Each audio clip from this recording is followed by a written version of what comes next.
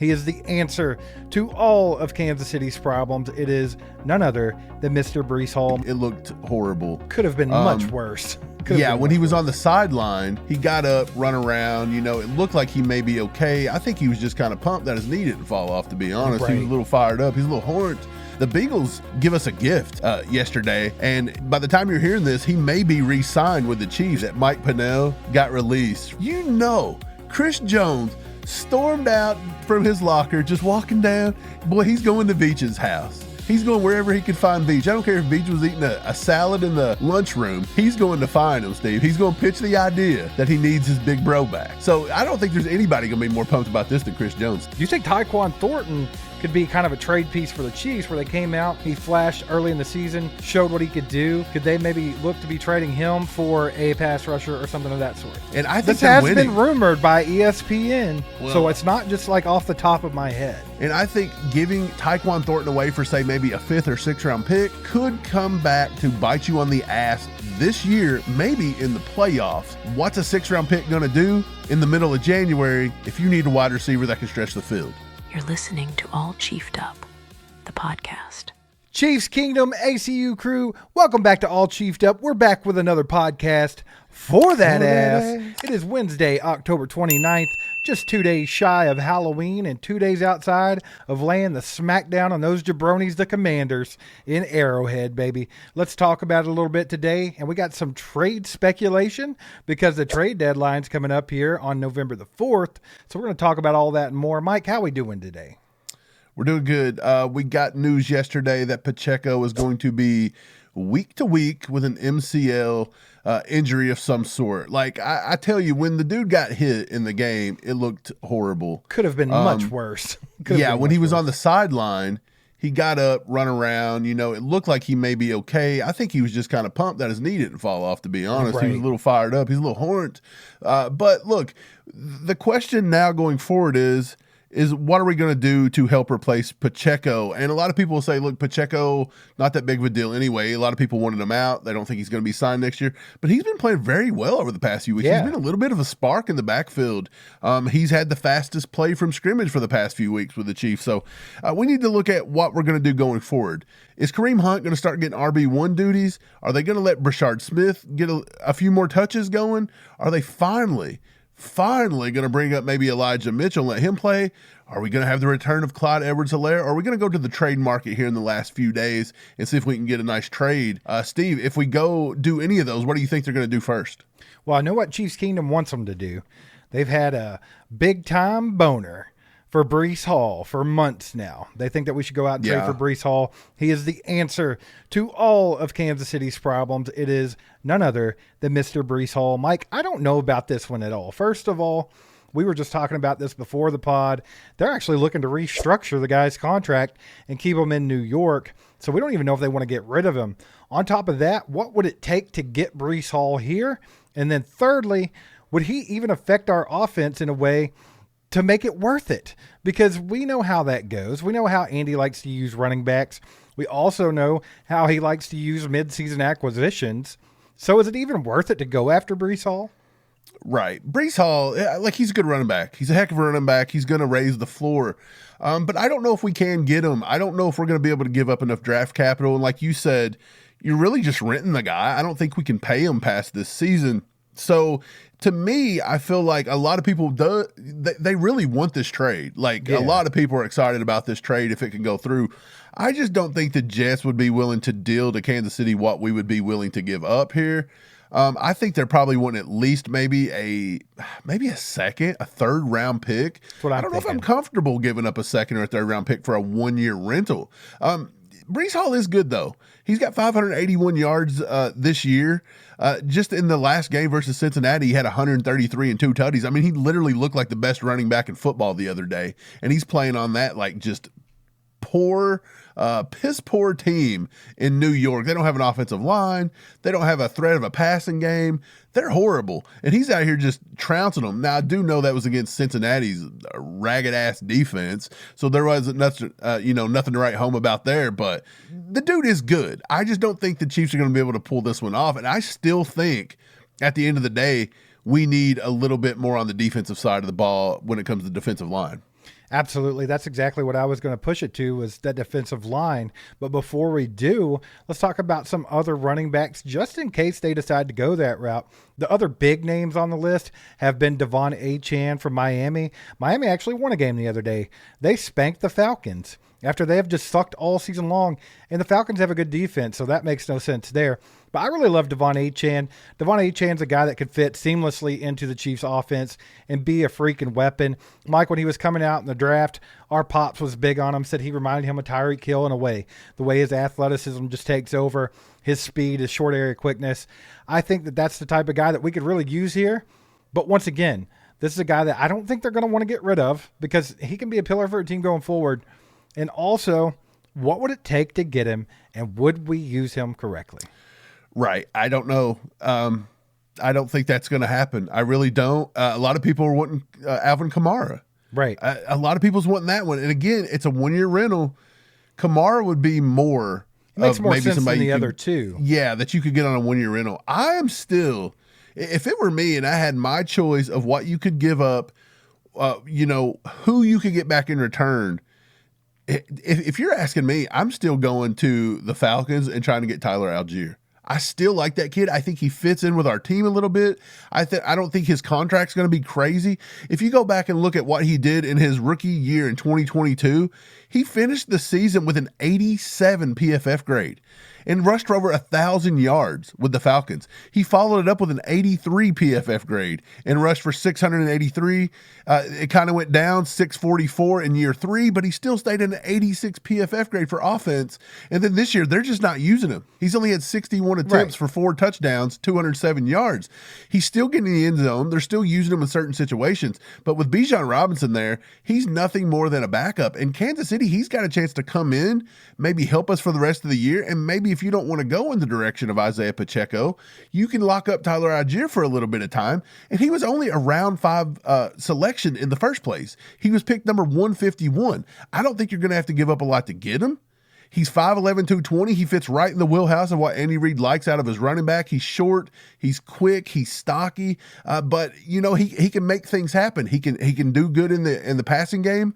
And he's a BYU Cougar. I don't know why Andy Reid doesn't love it, and I think he does. Yeah, he's a damn good running back. He just so happens to be in behind Bijan Robinson, a generational talent. So there's not a whole lot that they can use him for there, to be quite honest about it, unless they're just keeping him in case of injury or something of that nature. Maybe they don't want to give him up. I'm not real sure. But I think the most likely option here for the Kansas City Chiefs is just to start running Kareem Hunt more. I think that's what we're going to see. Probably get Rashard Smith involved a little bit more. Like you said, if it becomes an issue with depth, they might bring up Clyde. They might bring in Elijah Mitchell and let him play for once. Have no idea. Right. But there's so many options there. And knowing how much we need depth on the defensive line, or hell, not even just depth, we need impact on the defensive line ASAP. So I think that's the priority. I think running back takes a massive back seat to it. And I don't think we see anything happen in the running back room. I could be wrong, but I just don't see that coming. I think we're going to see defensive line. Right. Well, Kareem Hunt's probably going to get RB1 duties as soon as this week versus the Bills. You're going to see him at their RB1. Now, look, Rashard Smith, he only had 9 snaps the other day on offense versus the Commanders. He fumbled in the opening drive. He got it back. But like that kind of diminished what we were probably going to see out of him for the day. I hope that that Andy doesn't go away from him and lets Rashard Smith continue to develop and continue to get better and get more workload. I do think Rashard Smith is a game changer in the backfield. And look, I think we'll be fine for a few weeks. And again, I don't think Pacheco's going to miss no more than 3 to 4 weeks. And you've got the bye week coming up. So you're literally going to play this week versus Buffalo without him, and then you're going to have a full week off and then another full week. So he may be back by the week after the bye week. Like he may be back in 3 weeks. Let's just say it goes out to 4 or 5. I think you're fine with Kareem Hunt being RB1 and Rashard Smith getting more carries, but also Clyde can come up and be serviceable. We've seen it happen before. And Elijah Mitchell, right. I think he actually could look decent in this offense if given a chance. He's got the slasher mentality that Andy likes in his backs. I don't know why he hasn't shown that to this point. And I mean, he had all offseason to do it.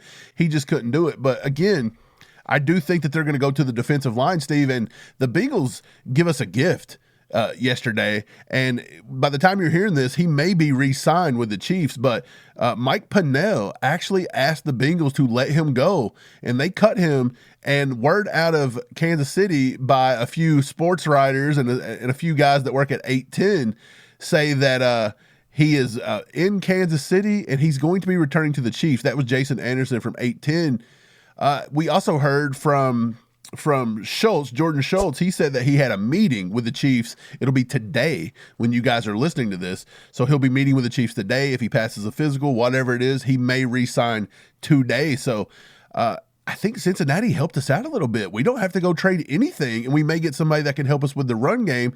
Now maybe going and getting a pass rusher, a strict pass rusher is a priority.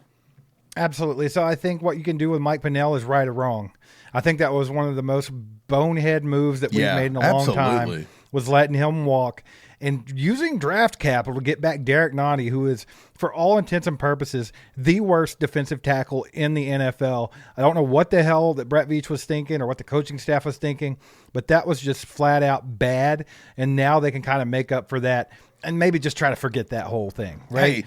Hey, as soon as as word got out today that Mike Pennel got released from the Bengals, Chris Jones stormed out from his locker, just walking down. Boy, he's going to Veach's house. He's going wherever he could find Veach. I don't care if Veach was eating a salad in the lunchroom. He's going to find him, Steve. He's going to pitch the idea that he needs his big bro back.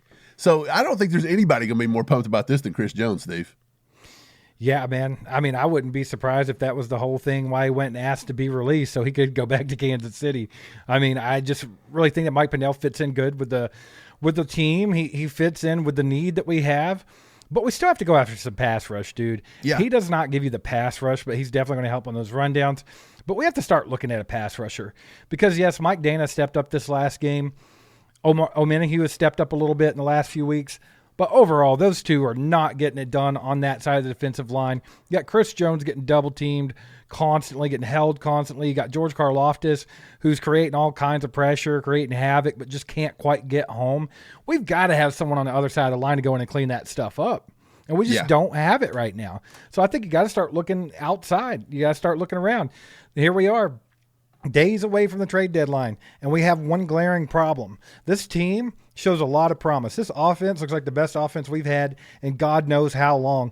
So why would we not solidify up that defense and make a run at this thing, dude? I think it's just a no-brainer. This is the best overall team, again. We said this in the offseason, and it felt like we were just blowing smoke up our listeners' ass. That we kept saying, this is the most deep team Mahomes has had. Trust it. This offense is the best it's going to look in a long time. The defense is going to come around. They're going to play lights out. This is going to be a really solid team. And then, of course, we come out kind of, stale. We have to go to Brazil. We're doing all this. We're doing all that. Nothing's really working out. We had to deal with a suspension out of nowhere. We're dealing with a Xavier Worthy injury out of nowhere. So, but now you finally see it. And so they're ranked number 5 in total offense right now. They're number 7 in scoring offense. Our defense is 4th in total defense, Steve. We have a top 5 total offense and total defense. We are number 2 in scoring defense and number 1 in yardage differential. This is the best team. This team right now would wipe the floor with last year's team at this point in the season, I believe. I believe they'd beat them like a drum. It would look just about like what the Commanders game looked like. But the last thing I want to say about Mike Pennel, and this is kind of cool, shout out Jared Sapp. He wrote this one on X, and I wanted to bring this up. He said 31 teams it's over for when it comes to Pennel. He says both times Pennel has joined KC in season, which was 2019 and 2023, the Chiefs won the Super Bowl. If Pennel started the season, which was in 2020 and 2024, they went to the Super Bowl and lost. So all odds say that if he joins us mid-season, it's a Super Bowl win. You have to do it, Brett Veach. What are you thinking? Right, so you have 2019, 2023, and 2025. So let's talk about this pass rusher we need to get. A lot of people have been talking about maybe getting Calais Campbell in because he could help with the pass rush. Also, they've talked about edge rushers, Jalen Phillips. They've talked about Bradley Chubb. There's several different names that people have brought up that could be trade targets. I think Jermaine Johnson was thrown in the mix. Mike, there's one name that has not been mentioned as far as I know. And this was a guy that all of Chiefs Kingdom was on Horn Meter 11 for when he was coming out in the draft. And I think he could be a potential trade target for the Chiefs because his team kind of stinks. And I think it's their best trade asset. And I'm talking about Boye Mafe. Okay. So this guy could bring what we need to the table. This is also somebody that everyone loved coming out of the draft. They thought he was a good fit with KC. This guy could probably come over to KC for something around a 4th-round pick, dude. And, I mean, that would be great value for us. And like I said, the Seahawks, they're kind of in the middle of, I don't know what they're doing, trying to rebuild, trying to do something. But they're winning right now. They are, but I do think winning. This is their best trade asset. Going in right now, this is their best trade asset. So if they wanted to get an upper hand on anything when team building, that's the guy to do it. There's no one else they have to hawk off, man. Maybe so. I don't think they would ever get rid of him. I think he's been decently too productive. And I think this has been rumored by ESPN and from writers in Seattle. Well, so it's not just like off the top of my head. Okay, I'll believe it when I see it. I just don't understand why they would do that. They're not a bad team this year. Matter of fact, they're playing pretty well. They're probably going to win that division. I don't understand why you'd get rid of maybe your – I don't know if he's their best pass rusher, but it is what it is. Man, I'll tell you what. Let's go to the offense just a little bit because defense the defense has just been lights out. You can't say enough about Spags and everybody, and they're actually doing well. I thought that they done such a good job the other day coming out after the half and actually putting a spy on Mariota, and they did that. They used Leo Chanel to do that, and I think that you've seen a big difference there in the second half. But let's jump over to the offense just a little bit, man. The emergence of Rashee Rice over the past 2 weeks, and again, I don't want to say emergence as in he just sucked, but like we knew he never what left. Right, we knew what he was going to be, but nobody else kind of understood it. But like, did we think he was going to be so impactful so quickly? Maybe so. But Patrick Mahomes, when targeting Rashee Rice, since Rice has entered the NFL, just think about this. A 127.1 QB rating. He's completed almost 80% of his passes to Rashee Rice, 11 touchdowns to only 1 pick, 9.2 yards per attempt, and 0.41 EPA per drop back. There is nobody in this league that is maybe so overlooked and is so valuable to his quarterback, who, by the way, is the greatest to ever play the game. The greatest. He is also on the world's team. And Rashee Rice is this valuable to Patrick Mahomes in this offense. And I think outside of Kansas City, everybody thinks that we're crazy if we call him a number 1 wide receiver in this league. Which is insane, dude, because the way this guy plays, he's right up there at the top tier of wide receivers in the entire NFL. He just is. He's absolutely insane. And what him and Patrick Mahomes have is rare. It's almost the same kind of connection that Patrick Mahomes had with Travis Kelce. It's just something that doesn't happen that often, and we have it again. We've caught lightning in a bottle twice, and we got to keep it that way for as long as we possibly can. Super excited about it, dude. And having him back has been a spark to the offense, obviously. But not only that, Mike, it has made Tyquan Thornton have to be a backseat guy. He had to go to the back of the line. He only got 5 snaps against the Commanders the other day. It's been kind of trending that way, and we kind of saw the culmination of it on Monday night. Do you think Tyquan Thornton could be kind of a trade piece for the Chiefs where they came out, he flashed early in the season, showed what he could do? Could they maybe look to be trading him for a pass rusher or something of that sort? I'm not going to say yes or no. A lot of people believe that he maybe should be traded. They think that his value at Kansas City, he served his purpose during the Rice suspension. He may have topped out in value.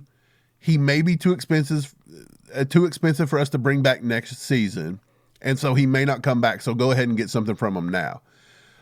I'm not ready to say that Tyquan Thornton is done in Kansas City at the moment. I think for this particular game versus the Commanders, the Chiefs' offense was a little out of rhythm, and maybe for the first, you got to remember they went their first 2 drives, and it was interception, and they were moving the ball, but they were barely out of their first 15 script. I think it was actually 15 plays in the first 2 drives, so they were barely out of the 15 script. I think that the game just kind of got into a weird spot that when it became time that the Chiefs turned it on in the second half, I don't feel like the way they were moving the football required Mahomes to throw super deep. Because, again, when you were missing Trey Smith and Josh Simmons, I don't think they were trusting the line to hold up for him to set in the pocket and hold that deep ball like that. Now, he did take 2.95 seconds to throw the ball, but it's because he was getting out of the pocket and buying time, not because he had a nice, clean pocket to sit there and wait all day. So I don't think that we need to get away from Tyquan Thornton. I still think he can be very valuable to stretch the field for the Chiefs and to play that MVS role. I just think that the Commanders game didn't call for it. Maybe you see more of it versus Buffalo. I've seen it floating around all day on X that Andy knows that Tyquan Thornton can play well versus Buffalo because he was with the Patriots and that he's got him in the back pocket. He didn't want to show him anything the week before, Steve. Always. Andy's all always our fans the always genius. think Andy's up to something, right? Yeah, he's a sly guy, you know. Got something hiding in his back pocket back there. No, I'm right there with you, though. I don't like the idea of trading away Tyquan Thornton. I think being able to grab him last year, stash him for this year, was a genius move because that kid's way better than what he was able to be in that crappy New England Patriots offense.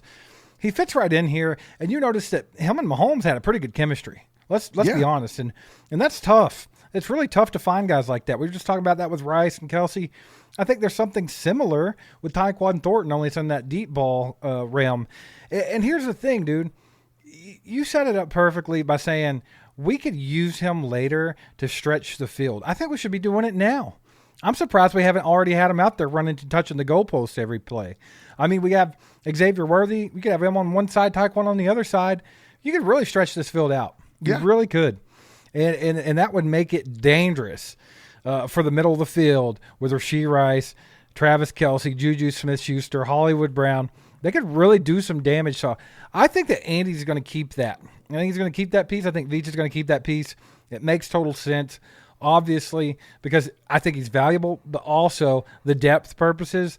I mean, if someone does go down by injury, then, hey, we're fine. We're still pretty deep at the wide receiver position. So I don't like that idea of going out and trading Tyquan Thornton. I would much rather use some draft capital, in my opinion. The Chiefs' offense has done something that is quite remarkable up to this point. They have been able to use piece after piece after piece, be it a tight end, be it a running back, be it a wide receiver. Doesn't matter who it is. They feature 8 players on this roster as we sit that have at least 250 scrimmage yards this season. That leads the entire NFL. Dude. The only other teams that have that has no more than 6. And we have 8 guys that have more than 250 scrimmage yards. 8. That is wild. And look, Tyquan Thornton is one of those guys. He is a valuable piece. If you were to have Xavier Worthy's shoulder flare up and there'd be more of a problem, if just God forbid Rashee Rice has to miss another week or two because his knee swells, or I don't want to curse anybody with anything, but I'm just saying football is a tough sport. It's a hard game. You can't think that everybody's going to be healthy all the time. Hollywood Brown's played more healthy games. He's on a streak that's unheard of for this cat right now. So you've got to be able to protect what we've built and what we're building right now in momentum. And I think giving Tyquan Thornton away for, say, maybe a 5th or 6th round pick could come back to bite you on the ass this year, maybe in the playoffs, because what's a 6th round pick going to do in the middle of January if you need a wide receiver that can stretch the field? Look, if it's Chiefs football season, the only thing we want is a season filled with touchdowns from number 15 and some good barbecue. So we understand that you're like us. That's what you want too. And so we're here to support a local Kansas City staple in the barbecue capital of the world, which is Kansas City, baby. Zarda BBQ. We absolutely love Zarda. They've been nothing but generous to us and generous to you, the all chiefed up crew. We keep their sauces on hand 365 days a year. I put this stuff on everything. And we here at ACU proudly support their mission in the community and their mouthwatering food. Right now, our boy hailing from the University of Louisville, Ashton Gillotte, is teaming up with Zarda to bring you his very own signature sandwich called the Takeaway.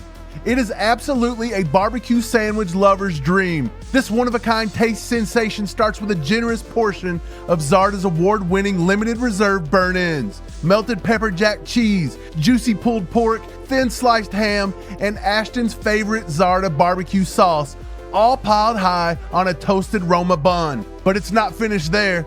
This sandwich has a surprise waiting for you. They're adding Creole seasoning to kick it up a notch, and we're getting hungry just talking about it. And speaking of community, Zarda is donating a portion of the proceeds from every Ashton Gillotte-inspired sandwich sold to Big Brothers Big Sisters of Kansas City. So what a great cause, and a good way to show your support for Ashton, Zarda, ACU, and your community. So don't worry about cooking and cleaning tonight. Make it a Zarda kind of night and go grab some barbecue from either of their 2 locations. The KC takeaway is also available at all area Hy-Vee Market grill locations throughout the Chiefs season from 11 a.m. to 8 p.m. daily. And you will not regret it. Zarda is legendary. And be sure to let them know All Chiefed Up sent you their way. Absolutely, dude.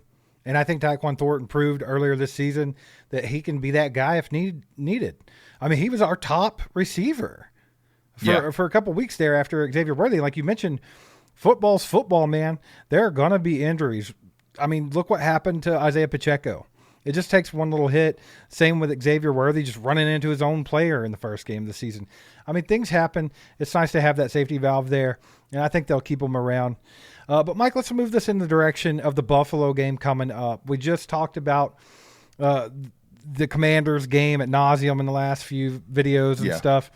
Let's move it along to Buffalo, man. This is going to be a good matchup. We've talked about the importance of the matchup. So this one, it's all about that playoff seeding, right? So here's the thing. Right now, Denver's leading the AFC West. Do I think it's going to stay that way? Absolutely freaking not. But right now, they're at the top. If it were to stay that way, and also if the Patriots were to win the AFC East, this matchup between the Chiefs and Buffalo becomes very important when that seeding comes up with the wild card. Absolutely. So I think this is a very important game. Now, granted, we're more focused on winning the AFC West, winning the division outright, getting a good seed to playoffs, and just being done with it. But just in case, you have to win these types of games. And also, it's Buffalo. They're going to play lights out. They're going to play their Super Bowl. They do it every time. We're in Orchard Park. Yeah. So let's talk about some ways that the Chiefs can go in there, execute, and handle business. Yeah. So number one, I looked for tickets. I actually thought about, Steve, getting in a car and road tripping to Buffalo and going to Niagara Falls and going to watch a game in enemy territory. And I got to looking, $280 per tickets in the nosebleed, and they still have bleachers like at a high school. They don't even have backs like Rupp on, Arena. bro. Like, come on. I'm not paying $300 to sit on a cold, hard bleacher without any, like, armrest, okay, and no backrest. Get out of here with that crap. Upgrade your stadium there, Buffalo, you bunch of chooches. But anyways, here's what you got to do to beat Buffalo. Buffalo has I'm just going to say it, it's a mid defense. It's very mid. I think they're maybe 12th overall in total defense, yards allowed per game, something like that. Their run defense is absolutely atrocious. I think they rank 31st, which is it's next to dead last in the NFL. So not a great week to be missing Isiah Pacheco. But I'll say this, Kareem Hunt is a flat out beast. Let Kareem Hunt get in the groove and let Andy give Kareem Hunt 15 carries and then give Brashard Smith and Elijah Mitchell or Clyde, whoever he wants to bring up there, give those guys maybe another 8 to 10 carries and run the ball 25 times. And Patrick Mahomes is throwing all over this defense. He's throwing all over the yard. Their secondary is not very good. They're just not. They're 17th in total yards allowed per game. They're just not good. They're ranked 25th in yards allowed per play. They're letting almost 6 yards per play, and they're allowing their opponents to convert on almost 45% of their third downs, which is 30th in the NFL. Patrick Mahomes should have no problem. And we just talked about Rashee Rice. You get Rashee Rice. Andy is the GOAT of getting Rashee Rice in the slot matched up in a losing battle with a defender, a linebacker, like a defensive linebacker. He's got him in the middle of the field. He's the GOAT at getting that. And I'm telling you, Rashee Rice is insane. Since he's been back in week 7, 19 targets, 16 catches, 3 touchdowns. It's just insane what he's been able to do for this offense. And I think you see even more of that. And I really wish Andy would lean into the run. Although it is Kareem Hunt and you've lost Pacheco, I still think you lean into the run here. I think Kareem Hunt could eat versus the Bills. And I think it could be that grinding kind of game, that demoralizing kind of thing where they cannot stop us on the ground. And every time they put more people in the box, Patrick Mahomes blows it up. It's going to be that kind of day. I think we could beat them by double digits if we would stay on the course and Andy would stick to a nice balanced play calling sheet. Yeah, absolutely. I think it all starts with the run game. Here's a couple things to note about their defense. You were talking about their defense. They're going to be minus Ed Oliver for the game, so they're missing some on their defensive line. But they are supposed to get Maxwell Hairston back. So they'll have a corner out there, but he's also a rookie, hasn't got any playing time, coming off all that trouble. Now, he is super fast, so maybe it's somebody that can kind of stay in stride with Xavier Worthy or even Tyquan Thornton if need be. Whatever they have to do, they'll have some speed back there, but I still think that they're very vulnerable, Mike. I'm right there with you. I think that Andy Reid should come out, pound the football with Kareem Hunt, and then start using those mismatches with Rashee Rice and Xavier Worthy and even Travis Kelce, man. I don't think this defense can hang with the Chiefs' offense. Now, on the flip side, obviously Buffalo's offense can kind of go off at any moment. They're not the greatest thing in the world. They don't have very good wide receivers. But James Cook and Josh Allen can do a lot by themselves. So I think it really starts, once again, in the trenches. I think you have to control the run game. You have to make sure James Cook's not getting loose on you. And then, of course, you're going to have to spy Josh Allen. I think they might want to start the game out spying Josh Allen just to get in the groove of it. Go ahead and have Leo ready to roll. Because I think every time Josh Allen runs with that football, you want Leo to hit him as hard as he possibly can. Yes. And I think that's the formula there. I do think that the Chiefs are a better team than Buffalo this season. But this is an important game, and you're going into the Lions' Den there, man. Going to Orchard Park, it's not going to be easy. You know it's going to be tough. They always play at a high level. I think it's going to be a tough game, but I do think the Chiefs can pull this one out. Yeah, well, Buffalo's defense pretty much revolves around Cole Bishop, safety, Terrell Bernard, the linebacker, Christian Benford, the corner. That's kind of their three guys. And of course, they got Taron Johnson, Tre'Davious White still back there. But their defenders not doing so hot this year, by the way. They're pass rushers. Greg Rousseau has 2.5 sacks. Joey Bosa has 3. AJ Epinesa has 2.5 sacks. So their total sacks on the season is like 22. Not very good. Daquan Jones, Ed Oliver had 3. Daquan Jones has 2. Like you said, Ed Oliver's not even going to play. Cole Bishop, coming up from the safety position, has 2 sacks. He's got more than almost both of their pass rushers. So I think if Jalen Moore can stand firm this week, I don't worry so much about Jawan Taylor anymore. If he can prevent the flags, he is a top-tier protector in this league, in my opinion. He's a top 10, top 15 guy easily. So those are the matchups they got to win, is just don't let the front four of Buffalo get there, and then just be able to run the ball on these guys. I think if you do that, it opens up that pass game immensely. Well, that's what a lot of people are going to look at is the offensive line, Mike, obviously because Josh Simmons isn't back yet. And then you also have Mike Caliendo in there instead of Trey Smith. And that could be a possibility. I haven't heard anything, but it could be a possibility for another week. We'll see. I kind of feel like Trey will be back for this one, but we don't know that for sure yet. However, you were talking about their front four. They're no joke. They haven't put up a whole lot this season yet, but those guys are really, really good. Greg Rousseau can do some damage. Joey Bosa can do some damage. So I think it is going to be a good challenge for our offensive line. I think it starts right there, dude. It's in the trenches. Like I said, it always starts there. And then that's how we can establish a good run game, kind of ease them back off of the pass rush a little bit, just kind of keep them on their heels. But I just think it's all basic stuff, dude. It really is. I think that Matt Nagy, Joe Blameyer can come up with a good offensive game plan as long as Andy helps them stick to committing to a run game, whether it's Isiah Pacheco or whoever it might be. It's not Pacheco. I'm sorry, Kareem Hunt. Yeah. But Kareem Hunt, he's had some decent success against Buffalo. So, I mean, not overall for his career, not so much. But I think if you look at the last game we played against Buffalo, he actually did pretty well. Kareem Hunt, when he gets in a rhythm, he can start kind of taking over a game.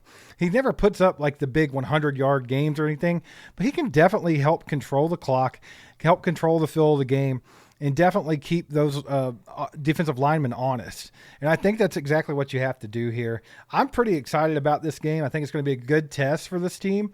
We've seen them kind of on the upward trend for the last few weeks now.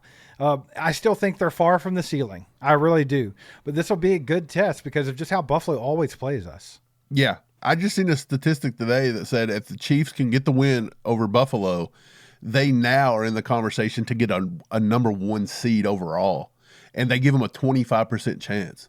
So that's big. You got to win it. You got 2 options here. You win the game. You keep the momentum going into the bye week. Get Pacheco healthy, maybe make a big move for a pass rusher or whatever you got to do. And you keep the second half of the season going because we got a gauntlet coming up after. Like, it turns out that all of our bad games and our easy part of the second schedule after the bye week is not so easy anymore with the Colts. And now you've got the Chargers are playing better now, and the Broncos are playing lights out. So you've got all these tough games on the back end. So you got 2 options. You either win this one, you just put Buffalo in the rearview mirror, you beat the tiebreaker, you stay at the top of the AFC West, or you screw up the game, you let Buffalo win, and then we have to cheer for Buffalo every game because they now have to win the AFC East so that they're not a battle for the wild card. And so it becomes it's a bad scenario here. So we just have to win. There's no world where losing this game is good. I don't even care if it's for a moral or for superstitious reasons like, well, we always lose and then we win in the playoffs. No, because if you lose now, you may not get a playoff chance. Just the way the schedule's been going. For sure. Guys, we appreciate you being here today. If you're listening on Apple Podcast or Spotify or whatever you're listening on, make sure to give us a 5-star review. Leave some kind words down in the comments. Let people know where to find some good Chiefs content. If you're watching on YouTube, make sure to hit that like button. You can subscribe to the channel if you haven't already. Also, you can become a member at join.allchiefedup.com. We'll be doing our members-only live stream this week where we're giving away a signed Charles Omenihu jersey and a signed Tamba Hawley picture. So if you become a member, you can be a part of that members-only stream and maybe win some of that stuff. Also, merch.allchiefedup.com. You can go get some beautiful T-shirts over there, and that helps support the channel, and we would appreciate that very, very much. Yeah, that's all I got for you guys today.